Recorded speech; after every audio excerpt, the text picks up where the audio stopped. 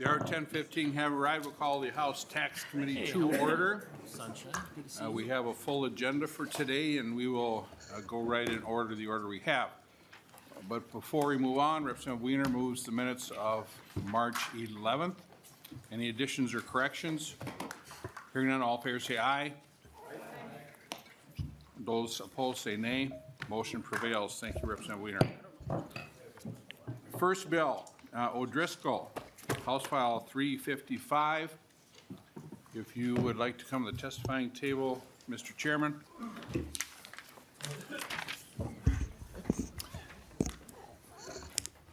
I will move House File 355, and the motion will be to lay over for possible inclusion in the awesome omnibus tax bill. So I will move House File 355 to your bill, Chair O'Driscoll. Welcome to the committee. Thank you, Mr. Chair and members of the committee. What House File 355 does, and it's something I've been attempting to try to do for a number of years here in the legislature, is it adjusts the income tax credit that Minnesotans can take advantage of for purchasing qualified long-term care coverage. What we know is there's kind of three groups of folks that would, from an economic standpoint, that you'd find. Those who have means who would probably not purchase a long-term care policy for their needs because they've got the means, they've got the resources. On the other end, people who don't have means and resources, the social safety network is there to help those folks. What this credit is designed to do is to encourage the middle class to be able to purchase and sustain paying premiums on a long-term care policy. And it's been at $100 for an individual per year and $200 for a couple, married couple, for years and years and years. And the cost of those premiums are going up. And a way to try to encourage people to stay with those premiums, keep paying those premiums and keep that coverage and protect themselves as the middle class is to offer incentives for folks. And so this simply does an adjustment of $100 to $250 for individuals and from $200 to $500 for married couples. Mr. Chair, that is the extent of the bill. Thank you very much. I have one testifier, Bob Stein. Is there anyone else in the audience who would like to testify on this? For or with concerns? Does the department wish to testify on this bill? Who are you?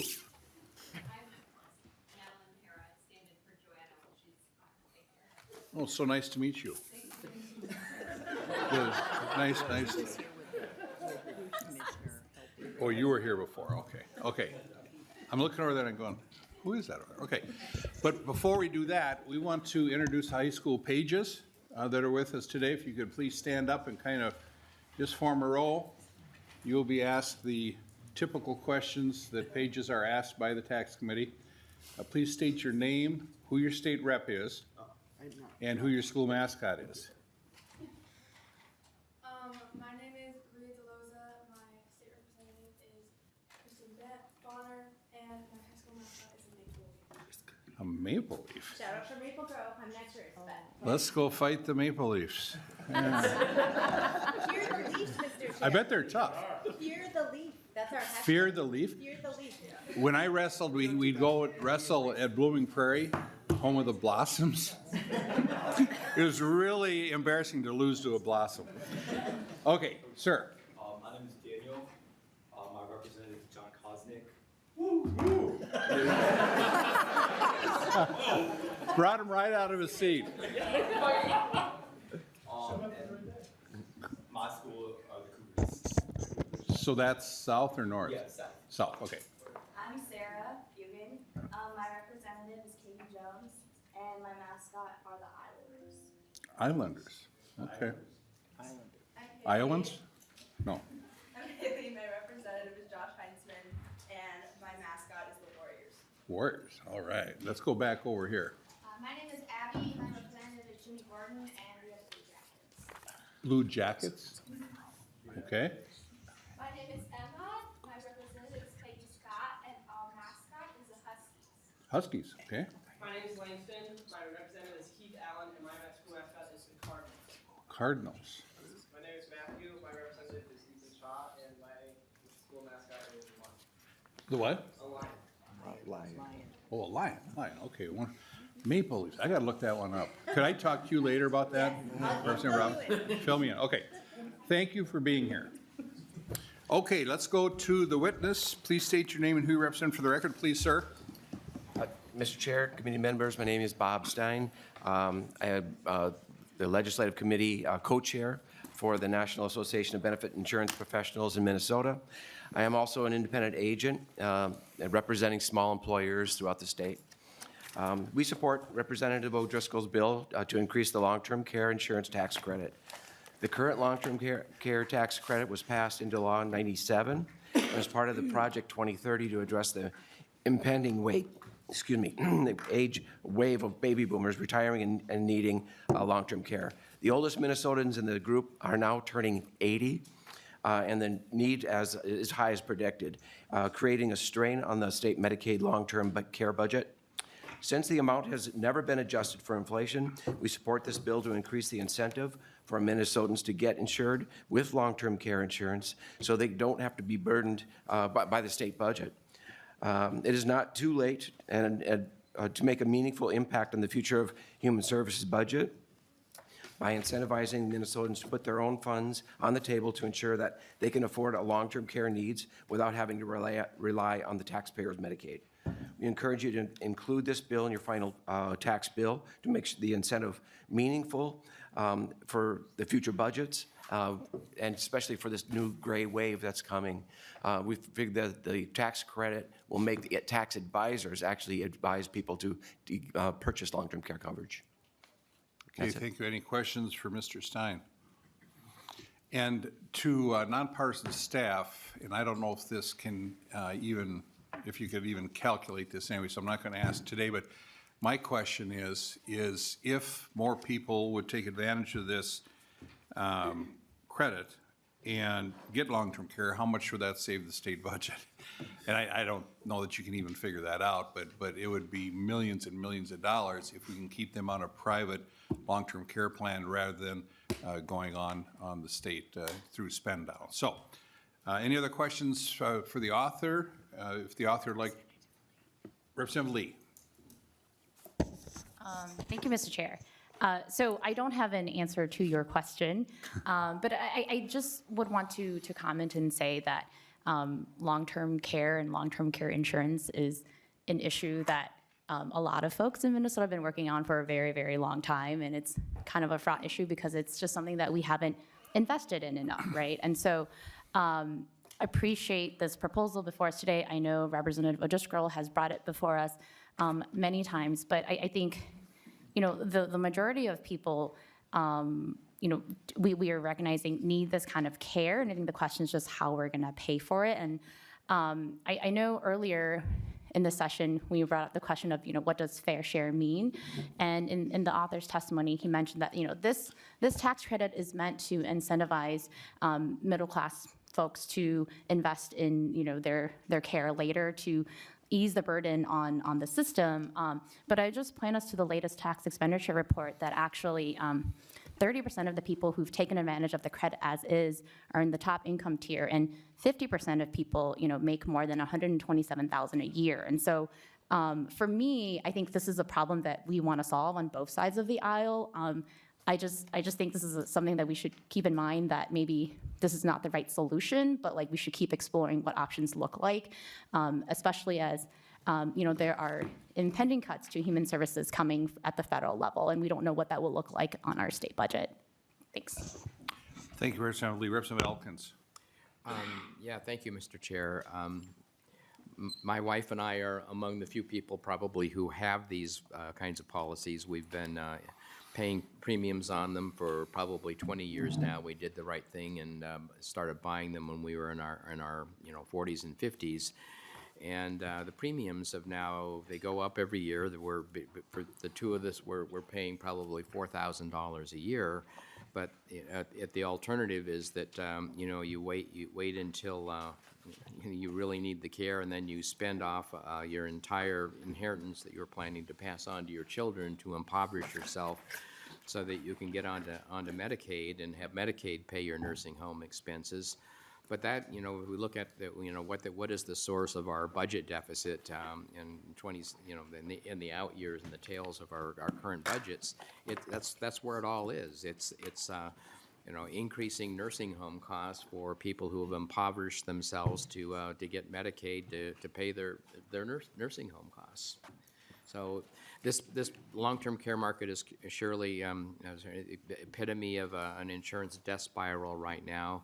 I don't know how we get out of it. My advice to a younger person would be to buy a hybrid life policy that allows you to draw down your life insurance proceeds in advance to pay for your end-of-life nursing home care. I've got that too, but if somebody new coming into it, that's probably the best way to go right now. I think you're right, Representative Elkins.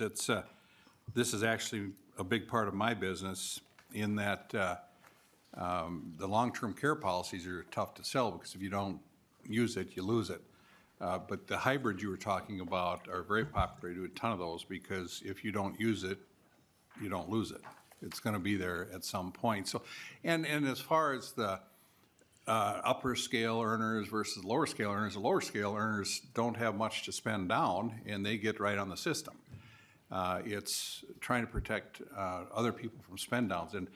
And I have two trains of thought about it, and it's when I have clients that I didn't get to early enough and they have to go into spend down, it kills me. Their whole life savings is gone. On the other hand, why should Representative Elkins have to pay for my long-term care? And so there's kind of two ways to look at it. But would you like any other questions? Thank you for that, Representative Elkins. Chair Gomez? Yeah, I guess I'm curious because, I've never served on Commerce. I don't know a lot about insurance, but I have just kind of been reading up a little bit on this, and it seems that it's highly underutilized compared to the need, as Representative Lee was talking about. Prices are going up, denials are going up. The utility of this instrument is, highly questionable at this point, I would say. So I'm just curious, Representative Elkins has served on Commerce, I think, at least a couple terms, I know, and referred to it as a classic insurance company death spiral, which was quite a turn of phrase, Representative Elkins. So I guess I'm just wondering, if the people who are bringing this bill forward and proposing that we basically put $30 million a biennium into what it may or may not be a classic insurance company death spiral. I'm just curious about if you have comments on that. And, we do policy in the legislature to solve problems. This is a huge problem, as our colleagues pointed out. Recording in progress. Oh, good. I want to be able to listen to this. Yeah, I'm sure. Yeah, David wants to come back. Gomez, would you start again? Could you start again so we can get that on the record? From the top, no. But yeah, so we're throwing $30 million at this. Maybe it's sort of a solution for some tiny fraction of the people who are facing this issue, as we're facing down a multi-billion-dollar problem, which is manifesting itself in this huge imbalance, in a structural imbalance in the tails. And so, how is this not just classic throwing good money after bad? You're saying that it's because an insurance company is making money off of this. You're not doing this out of the kindness of your heart. You're not providing this service out of the kindness of your heart, presumably. You're turning a profit. And so what we're saying is this profit center for insurance companies is going so badly that we have to throw another $30 million at it. That's not actually solving our big picture problem. And so I'm just curious about what the actual policy intent of this is. Is $250 going to incentivize somebody to buy a multi-$1,000 per year insurance plan that they may or may not be able to use later, depending on whether the system exists in 20 years, the insurance company decides to arbitrarily deny coverage, which is the entire business model of insurance, from what I understand, charge the highest premiums you possibly can, deny as much care as you possibly can, and reap all the profits. That's what it looks like, and the economy's happening. So I just wonder if you have any comments, either the author or the testifier, on like what we're trying to do here. Okay, couple things. Representative Elkins? Yeah, I'll take a stab at this one, Mr. Chair. I think the objective is to enable people who have been paying into these policies for maybe 15 or 20 years in good faith to be able to afford to keep them instead of just abandoning them and throwing themselves on the mercy of the Medicaid market. Yes, and to Chair Gomez's comments about denials, I have never run in, I've been doing this over 40 years, I've never run into a long-term care policy claim that was denied. It's very simple. You can't do 2 of the 6 activities of daily living. The doctor says you can't do 2 of the 6, insurance company has to pay. And the insurance companies are not making bazillions on this. In fact, there's very few insurance companies even in the market in Minnesota because it's a loser. So, Chair O'Driscoll, and then we'll go to Chair Gomez. Thank you, Mr. Chair. The testifier has a copy of the fiscal note, and I know the committee does as well. The $30 million that was quoted by Chair Gomez isn't really what the fiscal note had indicated. It's closer to between $13 and $14 million is what I saw. So I just thought I would mention that. That's biennium versus year, Mr. Chair. Yeah, and then to that point, though, well, go ahead, Chair Gomez. Well, okay, so you just said, quote, it's a loser. So we're spending $30 million on this thing that's a loser. Like, what are we doing here? Well, it's to suggest that insurance companies that this is a pot of gold for them is not the case. It's not the case, and they're struggling to keep going in this market. And would for a couple of $500 incentive make somebody keep their policies? It could. You'd be surprised how, hey, I got that tax deal from the state because I kept these policies. So, and when I say it's a loser, that I should have said that many of the companies do lose money on these, and so it's not like this is Right. The big windfall for them. Yeah, so Mr. Chair, I mean, again, apologies because we have to kind of like, we do a lot of things in taxes about and cover topics that I don't have the depth in, obviously, that you do. But so what's like to say that this industry is going to like exist in a decade or two if it's losing money for profit motivated companies? Like, as I said, I mean, it may be like insurance companies do not provide insurance out of the kindness of their heart. They do it to make money. And so if this isn't making them money, like presumably they, if Representative Elkins and Mrs. Elkins have been paying into their policy for decades, they would hopefully get some benefit from it at some point, I would hope. We're knocking on wood here. But like, I guess I'm curious about if this is a loser, if it's losing insurance companies money, then like, is this product going to continue to exist? And if it seems like it's in one of these classic insurance company death spirals, why would we throw money into the death spiral to just be sucked down into the hole? Mr. Stein? Yes. Mr. Stein? I've been doing this now for 35 years. I've been selling long-term care policies for that many years. They don't just go away. They're non-cancelable, most of the contracts. So they'll stay with that person forever. But what does happen is that if the plan doesn't become affordable, or if it does the death spiral, it no longer is being sold. And then different policies come out on top of that. And what we were talking about before is certain like cash value policies. Those are the ones that continue for the rest of people's lives. And those are the ones that we can see in the future are going to continue. So some of the ones that you're talking about, we had the death spiral, they're gone. We used to sell group plans to small employers.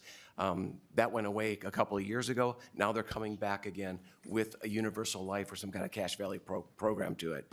So they are morphing to be incentivizing people to purchase them. And so I think the insurance companies have figured it out to make them be around for years. Well, Mr. Stein, or to the author, we're talking about two different things here. You've got your classic long-term care policies, then you've got the ones Representative Elkins referred to that are kind of a hybrid life insurance, and I'm much more comfortable with those because there are fewer and fewer companies doing the classic type contracts. There are more. Would this apply to someone that purchases an investment-grade cash value life insurance policy that has a long-term care benefit on it with a 2 of 6? Would this apply to that, or is it just the classic long-term care policies? Chair O'Driscoll. Yes, thank you, Mr. Chair. It applies to the provision under the current law, which I believe is just the traditional long-term care policy. To the point of a hybrid policy, I have been very, very a big proponent of that. And in a perfect world, I'd like to increase the amount of the credit, and I'd rather we incentivize people to the policy for your life. You have a life insurance policy, so if you're younger, have a family, something happens, there are resources that are there.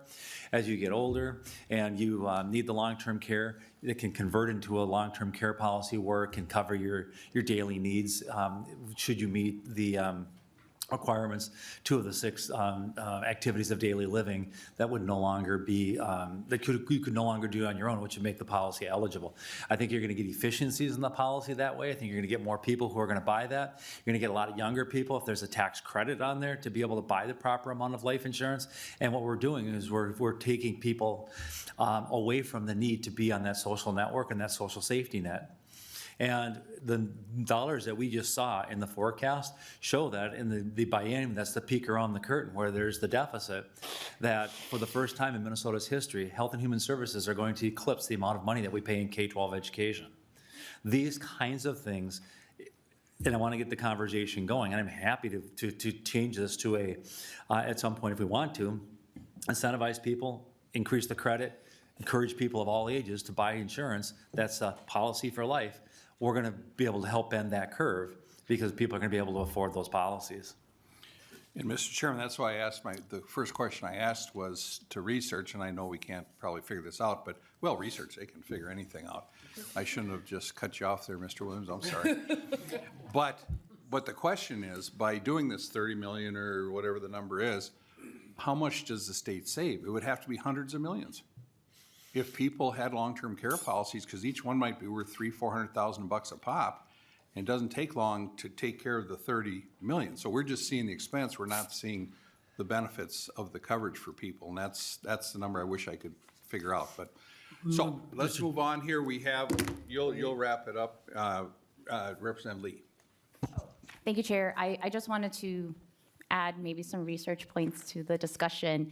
So, I mean, we're talking about a lot of things here, right? I know, so the author mentioned expanding the pool, getting young people to potentially also pay for this. This is a very similar discussion that we had with like health insurance, which is a different motivation, right? But I think the question here is also, do people believe that they will be able to make claims? And so I want to point folks to an article from the Star Tribune last June, and I want to read from it really quickly, that it says that in Minnesota, actually, we have the second highest rate of denial across the country. And so that's not good. And for a young person who is going to spend many years paying into this policy, right, it means you're taking a gamble on perhaps losing out on this money later. And so it just mentions here, Minnesota insurers denied almost 9% of long-term care benefit payments in 2022, the second highest rate in the nation, according to the National Association of Insurance Commissioners.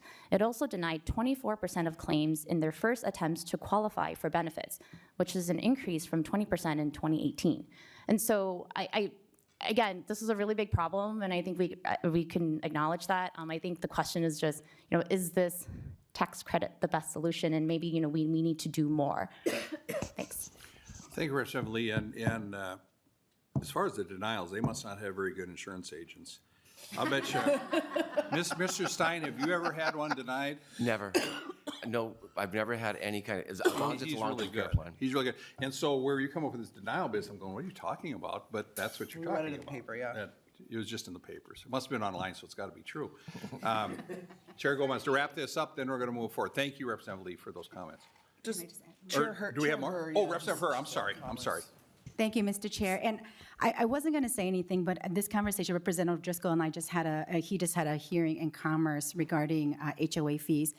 And I think about all of the people who get to have different types of tax credits or who's. It's okay.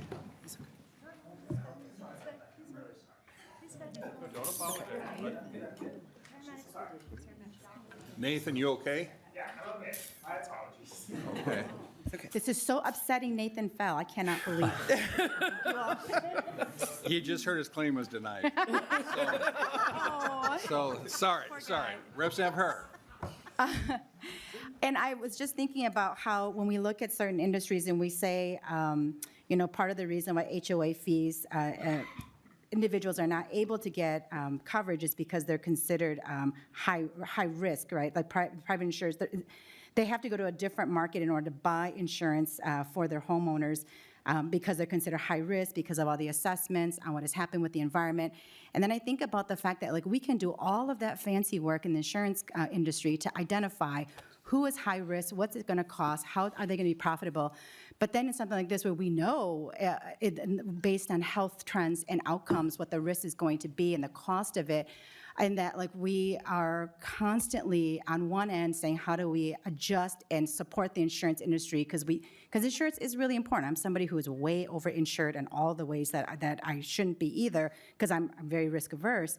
But as we have these conversations, it is not lost upon me of as Representative Lee mentioned, of who benefits for something like this. And I think about these products, they're not made for people certain from my communities, right? People who have long-term care look different in their communities and how they care for their elderly. We don't have an insurance product we can buy to actually support how we do that, right? And so I guess it's not as much of a question, but just a commentary on how we choose to then when we defend the insurance company and we talk about they're providing this great product and it's really important and it's not profitable, but they're still doing it. But yeah, in every other way, the consumers are being charged a ton of money for things that are high risk and it makes it very difficult for them. And so I think about if we're going to be looking at tax credits for this, does this bring us down a slippery slope of everybody then saying, well, we're in an industry in which we're charged something and the fee's outrageous. Maybe we all should have tax credits. Because a lot of townhome owners and condo owners who are paying these excessive high rates for HOAs and then their own homeowners insurance on top of that, maybe we should be giving them tax breaks too. We should be looking at all of the ways in which individuals should have access to being able to offset these fees. And so I just think that consistency with what we do and who we do it with is really important. And I feel like we don't do that. And we're not saying just in taxes, I say all over the place, we don't do that. And to Chair David's, your point about how we either pay for something now or we pay for it later, right? We're saving people in the long run. We can make that argument in everything, in education, and that if we just put more into education, we would save on the cost of it in society later on. If we put more into public safety, if we put more into insurance premium coverage and state stepping up and paying for that, we would be saving in health disparity outcomes later on. We absolutely could be doing that, and I think that if we're going to make a case for this and pass this, we should be doing a lot of other things that, like my fifth-tier tax bill and some of the other things I think are really important in tax realm too. So I know that was a lot. It was really convoluted, but I couldn't help but think about that considering the conversation we had this morning and how those who are trying to have affordable housing by buying townhouses and condos are paying absorbent fees, and we don't give them any kind of offsets in order to do that either. So thank you. Thank you. You want to wrap it up, Chair Gomez? Yeah, please, thank you. Okay, so this is kind of a classic example of why you cannot individual tax credit your way out of huge societal problems. You just can't do it. We think in tax committee sometimes, oh, if we do a little individual tax credit, then that, we're throwing a Band-Aid on a bullet wound here. We are literally talking about throwing $30 million down the classic insurance company death spiral when we have a multi-billion-dollar issue facing us, facing our budget. And so we have choices in front of us. We have difficult choices. When you have an imbalance between the services that you're offering and the money that you're bringing in, you can either bring in more money or you can cut services. At some point, that is the choice in front of us. So, I mean, this is just interesting to me because, there were dozens of companies that sold these instruments to Minnesotans and who, to the testifier's point, you can't just kick somebody off this insurance. If Mr. and Mrs. Elkins have been paying in since they were in their 40s and they're now in their, I don't know, 60s, 70s, 50s, whatever. Who's counting? You know, you can't just, these guys aren't going to be out in the cold. So what we have right now is there are only 3 companies in Minnesota who will even sell one of these things to you because they're such a loser, as the chair said, right? They are so inadequate to meet the problem that we're facing in our budget. And so, you know, the question before us is simple. It's like, are we going to throw some good money after bad? Are we going to throw a 30 million, that's biennium, 28 million per biennium. I wasn't talking about annual costs, Chair O'Driscoll, but are we going to spend 30 million to put one of those itty bitty Band-Aids on this big gushing bullet wound in front of us?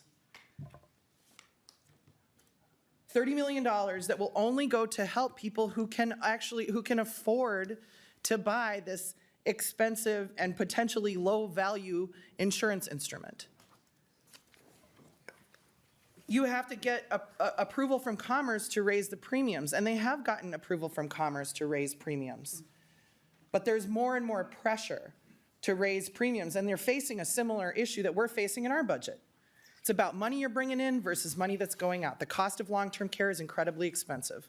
So the insurance companies have to do the same thing that we have to do, but you guys have to profit too. So that's the additional wrinkle, right? When we're talking about spending tax money to subsidize a private company that's providing a service to people to meet a giant societal need, is the insurance companies are basically like the middleman, and they have to get their piece too.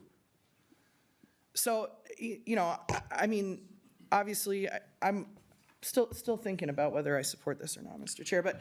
Well, Chair Gomez, I want to put you down as a maybe. Put me down as a maybe, please. Okay. So, yeah, I mean, I think this is a really unwise use of public money. I just have questions about, you know, how much an additional $250 a year, how much of an incentive that's going to provide for somebody who wouldn't otherwise buy one of these products to buy it. Because that's like when we spend money in taxes, we're saying we're trying to incentivize behavior. We're trying to change behavior on something like this. Because in order for this to actually have a positive impact on our budget going down the road, people have to buy these things. And I mean, I'm really glad that we asked the question of whether the instrument that actually works, potentially, I mean, you're basically like buying down your insurance, life insurance money that you would pass on to your kids or whatever, so that's a question, right? But the instrument that actually works, that the industry's moving toward offering, that, you know, Chair David said is the thing that works, that he feels more comfortable with, that Representative Elkins just advised us, if anybody wants to buy one of these things, don't buy the thing that's gonna be subsidized by the public, buy the thing that actually works.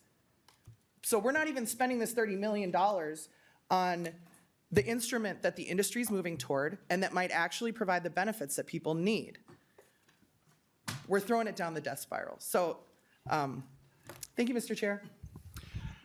Thank you. And O'Driscoll, Representative O'Driscoll, Mr. Chairman, I think you have a great bill here. Could you wrap it up as to why it's so great? Yeah, again, you know, I have always been in favor of the hybrid product. And Representative Gomez, you've convinced me. I'm going to draft a bill and hope you'll co-author it with me, that we're going to put those kinds of credits over there. Because that, as I've been thinking about it, what it does is somebody who's 25, 26 years old goes out and buys a life insurance policy. They don't have the health risks. They're typically underwritten. You're going to be able to have a life insurance policy that will preserve family wealth and individual wealth across all different kinds of demographics and different kinds of communities. That's a great idea, Representative Gomez, and I want to work with you, and I think that that's the direction we should be looking at going. And then as you get into the age where you would not be able to qualify or the premiums would be so high for a long-term care policy, you've already are invested in the hybrid policy, and then it can convert over. I think it's a wonderful idea, and I'm glad I had the opportunity to be in front of the tax committee to talk about that. And I can assure you that we'll be back in the future working on that type of model, because I think that's the way we should be going. You're going to preserve wealth for a lot of folks, and you're going to bend the curb on folks needing to be taken care of by the social safety network. Great idea. I love it. Thank you, Mr. Chair. Well, thank you, Mr. Chairman. I'll renew my motion that House File 355 be laid over for possible inclusion in the omnibus tax bill. Thank you, and thank you to the witness. Thank you very much. I don't know who wants to go next. House File 881. Representative Olson. Thank you. Welcome to the Tax Committee. They're not as bad as they look. Oh, this is a great committee. No, you missed it. Mr. Chairman, if I may, Representative Olson. I miss this committee so much. I wish I was on this committee. Representative Olson, we miss you too. We miss you too. So I will move House File 881, and it'll be to be laid over possible inclusion in omnibus tax bill. Do we have an amendment? We do not. Bill as is. Okay, I'll move the bill, a 2-year bill. Representative Olson. Thank you, Mr. Chair.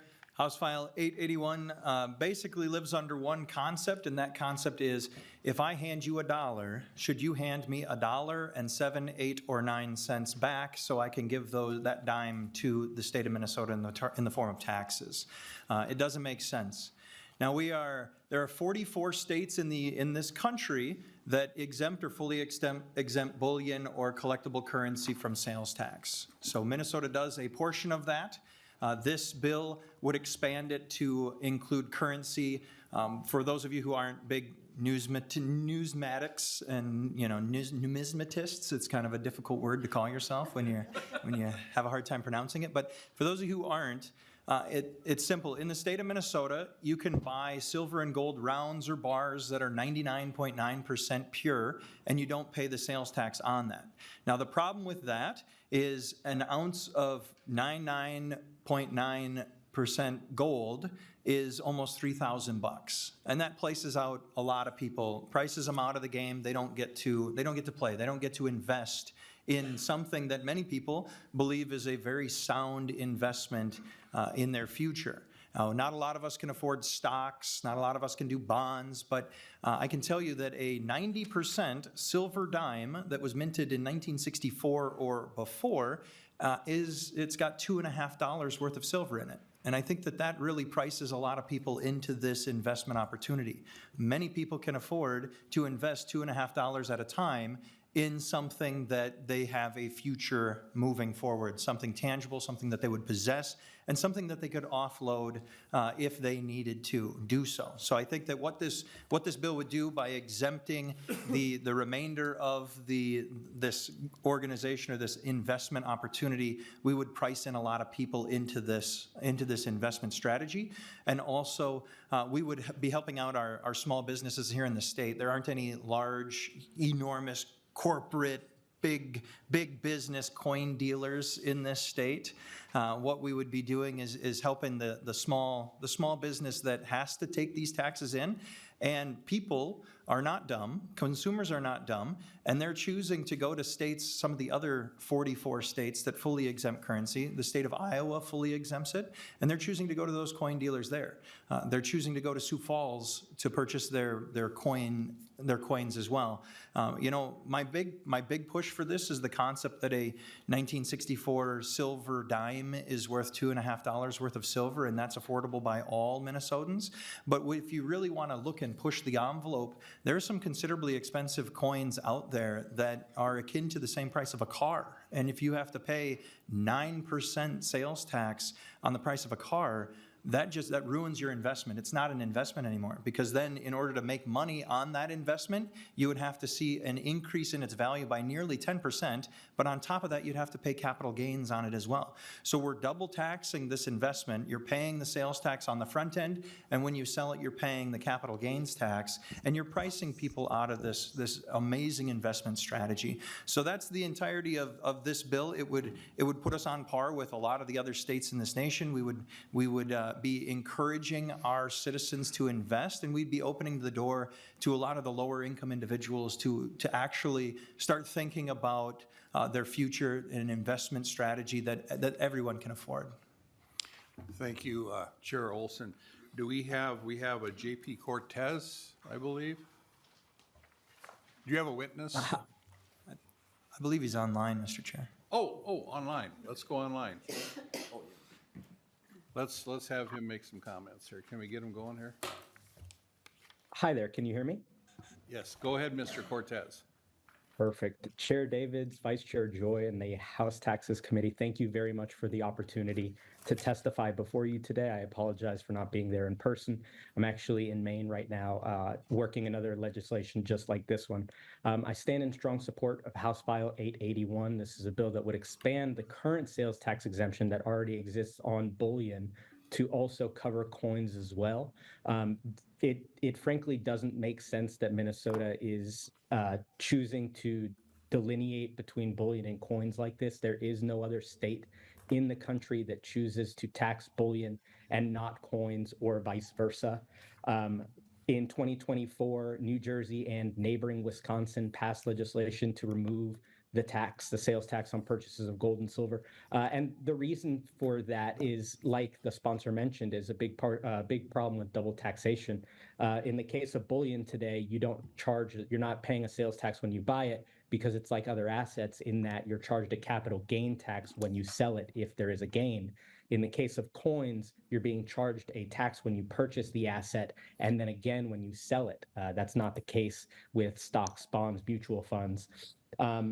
Another point I'd like to make is the fiscal impact to the state. There are states larger than Minnesota in population that have passed legislation like this, with in legislation that considers a full exemption of bullion, coins across the state, and the fiscal note is very, very minimal. $350,000 in the case of Tennessee. So this would not affect. The fiscal impact to the state of Minnesota would not be enormous. And then lastly, this would just be constitutional. Article 1, Section 10 says the state shall make no thing but gold and silver a tender in payment of debts. We're talking about coins that are literally minted by the U.S. Mint. These are government-made coins. It makes no sense to tax the purchase of them. So with that, I'll stand for any questions. Thank you again for the opportunity to testify today. Okay, thank you, sir. Before we go to questions, is there anyone else in the audience wish to testify for the bill or with concerns on the bill? Does the department wish to, which department? No, okay. Okay, so let's go to questions to the witness, and then we'll go to questions to the author from members. Questions to Mr. Cortez. Okay, thank you very much, Mr. Cortez. Questions for the author? Thank you. Okay, so Chair Gomez. Thank you, Mr. Chair. Great to have another bullion bill in front of us. So I don't have a lot of comments on this. I mean, it's just the kind of thing that's like, we exempt from taxes people buying gold. I just want to like the Department of Revenue, when this originally passed, kind of talked about it as more of an investment in personal property. I mean, we're trying to make this argument that it's like a security or like a stock, and that you can't buy a stock for $2.24, which of course you can. But you know, this is sort of like something bad that we did, making it worse, in my opinion. It's turning something that's a $7 million per biennium into an $11 million per biennium cost. It's just this is how we erode our tax base bit by bit, decision by decision. Yes, $4.2 million, $4.9 million as an ongoing cost isn't the biggest fiscal note that we're going to see in taxes. But, we just really, every time we make a little decision to exempt somebody's pet item from the sales tax, we erode our ability to collect revenue down the road. And so, this is not the most expensive or offensive erosion of the tax base that we've seen today or that we'll see this week, but it's still like, why would we possibly be doing this, I guess? So thank you, Mr. Chair. Thank you. To the author. Thank you, Mr. Chair. And actually, I tend to think that Chair Gomez's concept is maybe reverse-sided. The concept that you're not encouraging the investment of coins, collectible, bullion, that kind of stuff, I think that actually is an erosion of our tax base. Imagine if we had a state that was fully and freely open to collecting or investing in these items, you're going to see individuals who are going to have to pay a considerably larger amount of capital gains tax, but also estate tax. And I think that if you're talking about offsetting a 7 or a 6.875% sales tax on the front end and exchanging that for an estate sales tax concept on the end, I think that you're going to find that this, in fact, would be a very good investment for the state of Minnesota to encourage individuals in our state to obtain these assets, to make money on these assets, to invest in these assets. I think you would find that we would actually make more money in the form of corporate taxes, estate taxes, and all of the other types of taxes that the state tries to use. And I think that when you're talking about the fiscal note that we received from House staff, you know, this bill was heard in the Senate 3 years ago, and I was very interested to see that the Senate 3 years ago came up with less than $1 million worth of cost to the state 3 years ago. And I know that gold has not increased, it's not doubled in price in the last 3 years. And so I'm curious, maybe that's a great sign that this investment strategy is alive and well in this state, or maybe it's some numbers that weren't added appropriately. But I don't know the answer to that. All I can tell you is that 3 years ago it was $1 million fiscal impact, and now we're saying it's going to be a $2 million fiscal impact, which is not a huge erosion in our tax base whatsoever. And I think that the investment by our state in this type of a tax policy would pay dividends in the end. Thank you, Mr. Chair. Thank you, Chair Olson. I will renew my motion that House File 881 be laid over for possible inclusion in the omnibus tax bill. Thank you so much. Item next, we go to House File 952, Chairman Koznick. And I believe there are 2 witnesses here. Welcome to the Tax Committee, sir, and we miss you too. Well, thank you, Mr. Chair. Former member of the Tax Committee. Absolutely. I do miss the love fest of the Tax Committee, but I'm hopeful to bring a bill before the Tax Committee that's just full of joy. Yeah, you had to go there. Okay, so I have down as witnesses Mr. Greg Krogstad, Ms. Polita LaPlante, and we have another witness. I'm just here for questions. Okay, answer questions, all right. So please present your bill. I will move House File 952, and this one would also be laid over. So House File 952, the motion is to lay it over. Chair Koznick, to your bill. Thank you, Chair Davids. House File 952 helps bring a bit of consistency to the way the landscaping or green industry is taxed.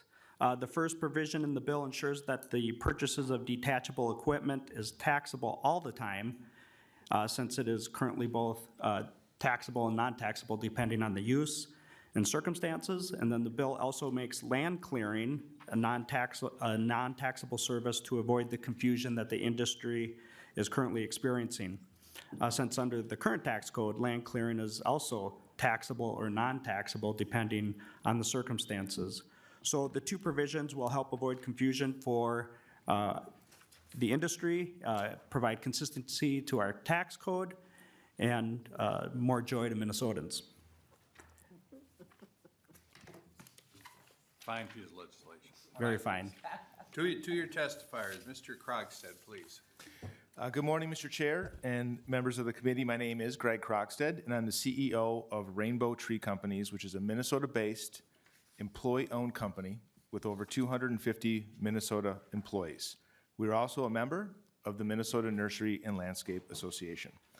I want to thank Representative Koznick for bringing this bill to your attention today, and certainly for the opportunity to testify.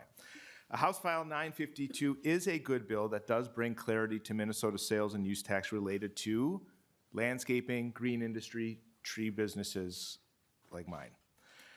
Landscape businesses, they often perform both taxable and non-taxable service using the same detachable equipment, often on the same day, because they do multiple jobs in a day. Sales tax is applied whenever the equipment is purchased or performed on a non-taxable service. Counter to that, the same purchase is considered tax exempt if it's being used on a taxable service. Businesses cannot afford to purchase 2 separate pieces of detachable equipment and swap them out based on whatever job they're doing. Nor can they spend the time to be switching these back and forth. In this case, we're asking for us to just pay the sales tax. A lot of our companies pay it anyways. We cannot count which jobs or what percentage of jobs we're using it for taxable or non-taxable purposes. So just put sales tax on detachable equipment. These are things like chains and chainsaw bars that affix to a chainsaw. The other provision makes it so that we have clarity on a service that is often called land clearing. The bulk of land clearing we do already today, it falls in a non-taxable bucket. The issue here is there are circumstances in the current law where the services might be deemed taxable or might not be deemed, or might be deemed non-taxable. And it creates confusion and it exposes businesses to an audit where an auditor's also not sure whether it's a taxable or non-taxable land clearing event. So what we're asking is to make land clearing a non-taxable event, and that just brings clarity so that when people are doing land clearing, they're not confused whether it should or shouldn't be taxable. This business, it will save headaches and supports the small businesses in Minnesota and brings clarity to customers as well. So I want to thank you for the opportunity to speak today, and I as well am available for any questions. Yeah, let's go to the other witness, then we'll come back to question both witnesses. Ms. LaPlante. Good morning, Mr. Chair and committee members. Thank you for your work and the opportunity to testify on behalf of this bill. And thank you, Representative Koznick, for bringing this bill to the committee. My name is Paulita LaPlante. I'm the co-owner and Chief Strategic Officer of Prescription Landscape. Founded in 1980, we grew from 2 people with a dream and 2 trucks into a 4-branch location that provides a complete service line for all exterior landscape needs: grounds maintenance, snow and ice, irrigation, design build, seasonal color, holiday decor. We currently employ 200 year-round employees. We double our staff in the winter to manage snow and ice, when there is snow and ice. These employees are scattered between our branch locations in St. Paul, Shakopee, Crystal, St. Cloud. We're a longstanding member and staunch advocate of the Minnesota Nursery and Landscape Association. I'm here to support House File 952 to clarify Minnesota sales tax and use related to landscaping. Even though we are now a large organization, most of our peers' businesses in this state are small to medium, with limited use and access to full-time accountants or bookkeepers or sophisticated knowledge of accounting software. Our small business landscape providers work outdoors on properties throughout the state. They spend a small percentage of their time on doing all jobs. They're frontline workers, and they also have to come back home at night and be administrators. Determining what services, equipment, materials, and labors require either use or sales tax, and which are taxable and non-taxable, is exceptionally complex and time-consuming, and has resulted in audits, which are very expensive for these small business owners. Greg already detailed separate detachable units. Most vendors charge the sales tax and are confused by the SD3 certificate. We frequently will educate our vendors on the topic and correct them so that we're safe, that we have paid tax in following the law. Another example of the need for this bill, Greg already mentioned this, is land clearing services. I can tell you that on the same property on the same day, we'll be doing land clearing, and that improvements to a real property is a tax-exempt service. Land clearing is taxable if the services are sold for the purpose of remodeling, improvement, or expansion. We can be expanding an existing structure, but the client is also building a new building just a couple of acres away. What about clients that buy a site with an abandoned house and we're asked to demolish the structure and clear the land? Most of the landscape industry and our services are full of these gray areas. And that's why we believe it would be simpler if land clearing became a non-taxable service, and then we would know exactly what to do in any scenario. I truly appreciate your attention and openness to help simplify and add clarity to the tax code for small business owners. Thank you very much. Thank you. Before we go to member questions, does the department wish to weigh in on this issue at all? Okay, thank you. Okay, questions from members. Representative Robbins. Thank you, Mr. Chair. Thank you, Representative Koznick, for bringing this bill. I have heard from so many of the small landscape operators in my district, and I've met with them many times over the years. And it's crazy we haven't gotten this done yet, honestly. This is a group that's willing to get rid of a tax exemption just to simplify the paperwork and make their lives easier. That's how complicated and time-consuming this process is from client to client to client.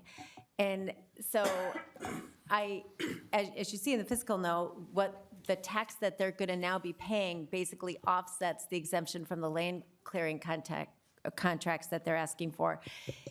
What they're really asking for is simplification so that they can just spend more time running their businesses. I've never had a group come in here and say, we're willing to pay more taxes just to simplify our lives. So please, members, let's get this done this year.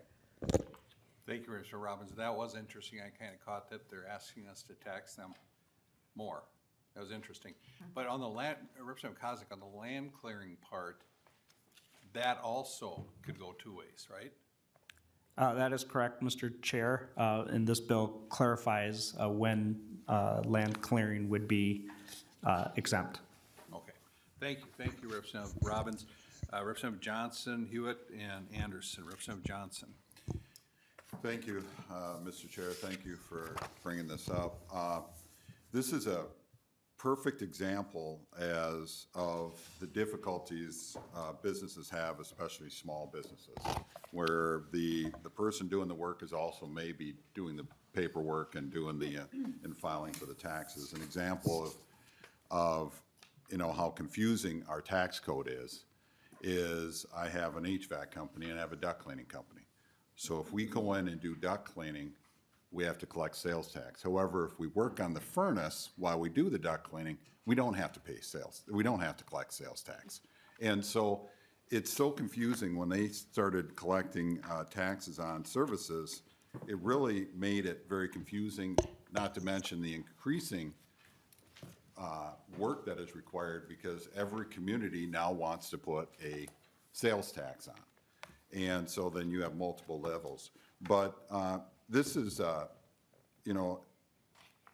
appreciate you coming out forward, but this just highlights again how burdensome and confusing and what a challenge it is for businesses, small businesses in Minnesota to try and keep up with the unique ways that we write laws down here and what we decide to tax, what we don't decide to tax. So I think any way that we can simplify the rules for our small businesses that continue to have new mandates put on them, we should be doing. So thank you. Thank you, Representative Johnson. Representative Hewitt.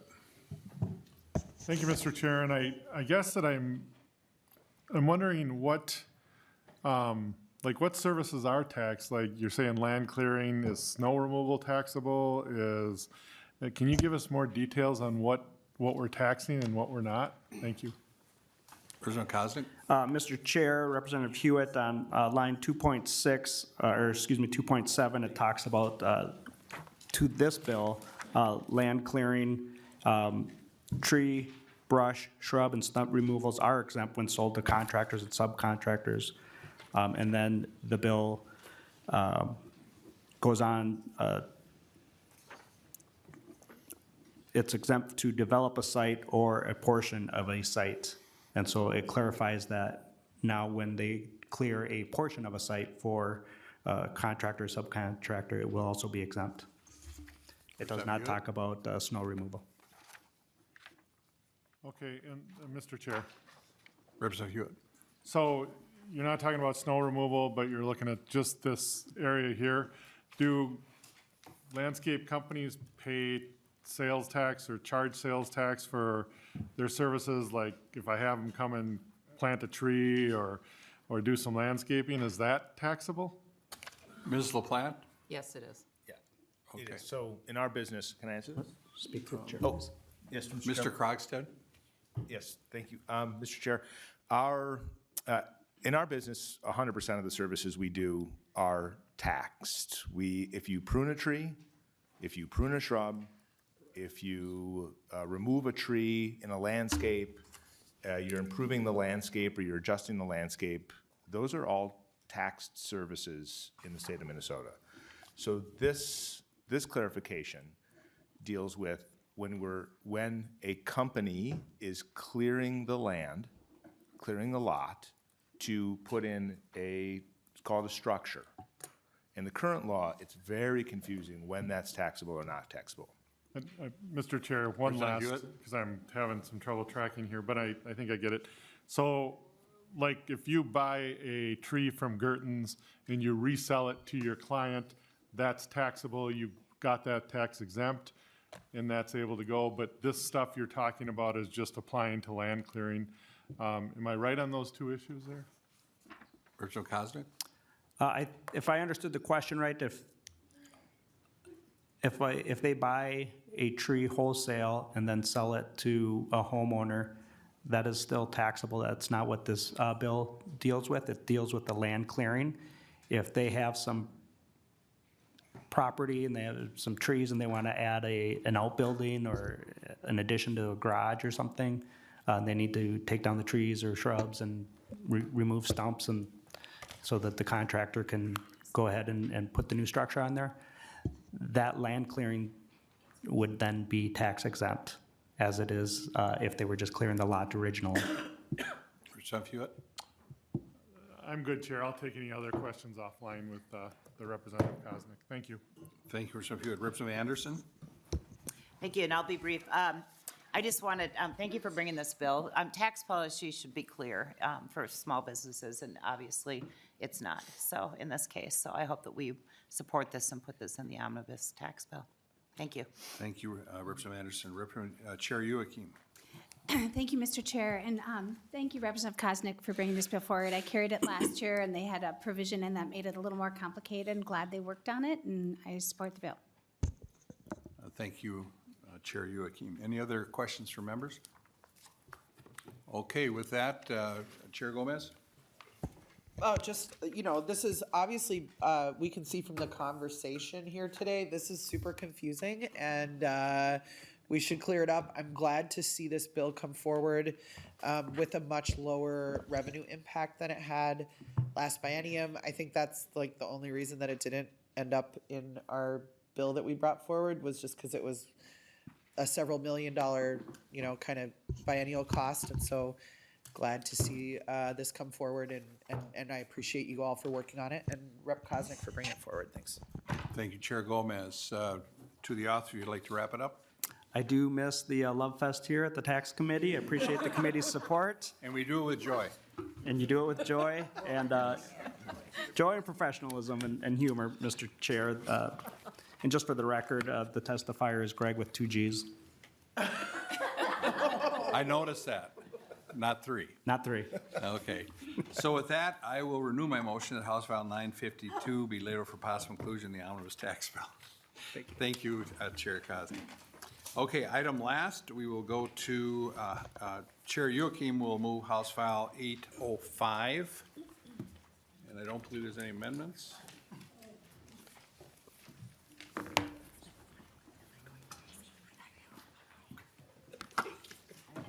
Okay, Chair Youakim moves House File 805.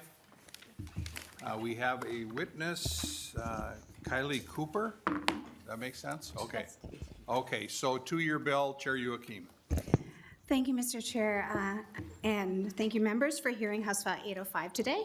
This bill is about leveling the playing field among our nonprofit child care centers. Currently, nonprofit child care centers that own their building are exempt from property taxes, but those who rent space for their facility do not receive any property tax exemptions. The idea for this bill was brought to me by one of our Local early child care centers in Hopkins, Kids Zone. Kids Zone was originally located in St. Louis Park with a church building where they were able to receive a property tax exemption. Due to a portion of the church being sold for development for multi-use housing, the child care center had to relocate. The property then rented in Hopkins was an old commercial building, and Kids Zone quickly found out that they no longer qualified for the property tax exemption, even though their nonprofit status hadn't changed. When I took a tour of the new facility, I asked what some of their barriers were to being able to provide affordable services to their families and livable wages to their employees. The cost of their rent was near the top of their list. So I did a little research and realized the inequity in the statutes. The bill would provide a property tax refund for nonprofit daycares who rent their facilities and mirrors some of the savings their counterparts who own the buildings receive. It is structured similar to a renter's credit, with the owner of the building providing a certificate of gross rent paid to the owner of the child care center that is renting in their building. The owner of the child care center would be able to submit the certificate along with an appropriate paperwork to show their nonprofit status to the Department of Revenue for a refund that would equal about 10% of their gross rent paid. We chose to go this route because I didn't want to shift that property tax burden onto other properties in the jurisdiction. Chair and members, our child care facilities are facing major challenges. Many of you have heard bills throughout the years around this. This is one way to provide them with a little bit of relief in their overhead. With me today, I have the director of another one of our amazing nonprofit daycares in St. Louis Park, Kylie Cooper, Executive Director of Rise Early Learning Center. And Hi. welcome to the Tax Committee. Please state your name and who you represent for the record, please. Thank you, Mr. Chair. I'm Kylie Cooper. I am the Executive Director for Rise Early Learning Center, and the aspiring tax expert here is Louise. I'm here to voice my support for this bill. This bill really reduces the overhead costs for nonprofit childcare providers and evens out an existing inequity that is really just a product of whether you rent or own. Our center opened in early 2024, and you've all heard the challenges that exist in running a child care program. We wouldn't have had the capital when we opened our doors to purchase the land outright, and so renting made it possible for us to open 62 slots for our community and provide affordable, high-quality child care in a pretty short amount of time. The low margins that already exist in early childhood, they result in low stagnant wages for staff and heightened cost of tuition that ends up being shouldered by parents. For us specifically, about 80% of our annual budget is allocated to staff salaries and benefits, and the remaining is what we spread over the rest of running our business. There's not a lot of space to work with. Nearly half of all licensed child care centers in Minnesota are not-for-profit. Often, and like mine, these centers serve a vastly broad population of families with demonstrated needs who come through our doors every day. Our state has a growing shortage of childcare slots, and the barriers to open new programs are plenty. This bill is a step in the right direction, alleviating a small portion of the cost to operate a high-quality childcare facility, allowing them to allocate funds where they can be the most impactful, back in the pockets of parents, back in the pockets of the educators, without adding that penalty to the property owner. I firmly support any creative solution that generates positive outcomes and opportunities for families and children, and I urge successful passage of this bill.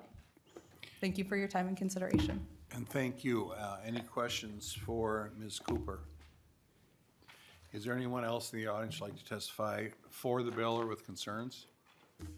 Would the department like to weigh in? Okay. Okay, so members' questions for the Chair Youakim or the witness? Well, we didn't have any for the witness, so Chair Youakim. And Representative Anderson. Thank you. I guess that's a question for nonpartisan. So I think we've heard bills in this committee about property tax exemptions or for family child care that are in homes. Is there any exemptions right now for home-based child care refunds or any kind of exemptions?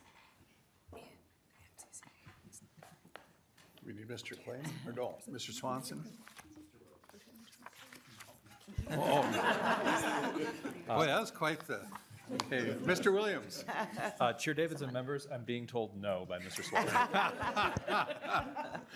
Representative Anderson. Okay, thanks. I'm just curious because I understand, Chair Youakim, where you're going with this and why as compared to some of the nonprofits that own buildings. I just want to make sure if we're thinking in terms of fairness that we're looking at all child care centers. also. So I know there's been other bills that have talked about that too, so, thank you. Thank you, Representative Anderson. Representative Joy? Thank you, Chair Davids. And thank you, Chair Youakim, for this. How will we know this will lower childcare costs? You know, that's one of the questions we hear a lot when we try to take in-home daycares or we try to do things. How will we know that this can, you know, when you talked about how it's affecting the budget, how will we know that this will affect lowering the childcare costs? Chair Youakim? Thank you, Mr. Chair. And first I wanted to answer Representative Anderson's question. House File 633 is moving through about home child care centers. There's a handout in your packet from MCCA supporting this bill and also mentioning it's just one of the steps that should be taken. As for the other representative's question, Mr. Representative Joy, just like we do with any tax expenditures, we hope that it does move down to the folks that are part of the program. But the most important thing about this bill is it actually is just treating like companies like. It's leveling the playing field. It just seems odd that if you owned it, you'd get it, but if you rent it, you don't. And we do have a renter refund for some of the exact same reasons. And it's about 10% of their gross receipts is what they'd receive in a refund. Vice Chair Joy? Thank you. Okay, any other questions? Representative Robbins? Thank you, Mr. Chair. Thank you, Chair Youakim, for bringing this bill. I just wondered, why is it limited to nonprofits that rent? Would for-profit childcares that rent not be eligible? Chair Youakim? Thank you, Mr. Chair. Thank you, Representative Robbins. I just wanted to start with leveling the playing field. That's a discussion the committee can have going on. But I know the tight constraints of our budgets around here nowadays, so I just wanted to make sure that like companies were treated alike. Chair Robbins? Thank you. I just am not sure how that levels it when the nonprofit sector would get it and the for-profit providers who rent would not. Okay. Comment, Chair Youakim? Oh, Chair Davids. Thank you, Representative Robbins. I'm just focusing on the nonprofit that already do, so just making sure the ones that rent do. They serve some of the neediest population and families that don't have a ton of money. Chair Robbins? Okay. Any other, Representative Hanson? Thank you, Chair. And thank you, Chair Youakim, for bringing this forward. I really appreciate that you've identified really clear measurables of how we can know that who this care is being provided to, right? You have in here that this is going to assist families on the CCAP program, knowing that these are centers that are helping folks who need help paying for childcare the most and are actually providing some of the care that is holding society together. So thank you for those really clear, identifiable things in here, and also understanding that this is a clear direction that came out of the Great Start compensation support programs and a lot of the recommendations that have been coming out of our committee. So thank you for taking what's been talked about in different task forces, turning it into a policy and bringing it before us today. I appreciate it. Thank you, Representative Hanson. Representative Johnson? Thank you, Mr. Chair. Thank you for bringing this forward. As a nonprofit daycare, do you have criteria that goes along with ability to pay, how much they make and stuff like that in your with your daycare? In other words, I guess that's my question, Mr. Chair, and is, do you have criteria for people who can take advantage of your daycare? Ms. Cooper? Chair Davids. Yes, so I can't speak for every single nonprofit childcare, but I can speak to how we structure we have essentially a sliding fee scale. 60% of our slots are allocated or earmarked for families who have a demonstrated need. So in that 60%, we have a combination of families who receive CCAP and meet those eligibility indicators. We have another handful of families who utilize the early learning scholarships. And then we have an internal scholarship stream for 7 children of our 62 slots that includes a significant offset of the annual cost for families. And that's all needs-based and income-based. So short answer would be yes, we follow a sliding fee scale, but I can only speak to my nonprofit. Representative Johnson? Thank you, Mr. Chair. Follow-up question. Since you are providing, lower fees and nonprofit, do you have other sources, or where are your sources of funding coming from? Ms. Cooper? Chair Davids, we brought a lot of different funding streams to make this work possible. My annual budget for our 62 slot center is about $1.7 million a year. We combine tuition dollars and what's coming in for the cost there, but we also rely on about 14% of community donations and grants throughout the course of a year. I try to keep that number as low as possible to make sure that we're solvent into the future and we can continue to support families. But our ability to be flexible and to meet individual needs relies on our income. Representative Johnson? Thank you. Thank you, Mr. Chair. Okay. Any other member questions? I'll go to Chair Gomez. Any wrap-up comments? Okay, then let's, before we go to the author to wrap this one up, tomorrow's agenda, House File 1359, Johnson Bill Score Grants, House File 1829, Davidsville Homestead Resort Property Tax Modifications, House File 290, Representative Anderson, and then House File 1933, Representative Herr. So that's for tomorrow. And if you'd like to wrap up the bill that you have moved, House File 805, Chair Youakim. Thank you, Chair Davids and members. Thank you for your time and attention and your questions today. Our child care centers across Minnesota are facing many challenges. This bill is only one way to level the playing field and provide them with some relief in their budgets. I would ask for your support as this bill moves forward into a tax bill. Thank you. Thank you very much, Chair Youakim. Chair Youakim renews her motion on House File 805 be laid over for possible inclusion in the omnibus tax bill. Anything else for the good of the order? With that, good government all the time. We're adjourned.